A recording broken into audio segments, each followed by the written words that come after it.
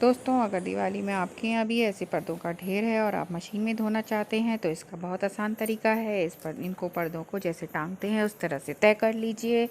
और फिर इन्हें इस तरह से लगाने के बाद इनमें के बीच में से एक कमरबंद निकाल लीजिए और उस कमरबंद में फिर आप अगला पर्दा भी लगा लीजिए। ऐसे एक कमरबंद में लगभग आप 3-4 पर्दे पिरो दीजिए और उन्हें अच्छे से गांठ लगा दीजिए और उसके बाद आप मशीन में जैसे सारे कपड़े धोते हैं वैसे धो लीजिए। इसे स्ट्रॉन्ग पर धो सकते हैं और स्ट्रॉन्ग वाले मोड पर धोइए और पर्दे हो जाएंगे बिल्कुल साफ़ और ना खटखट करेंगे ये रिंग्स और ना ही मशीन आपकी अंदर से कुछ स्क्रैचेस आएंगे, ना कुछ ख़राब होगा और पर्दे होंगे बिल्कुल साफ़।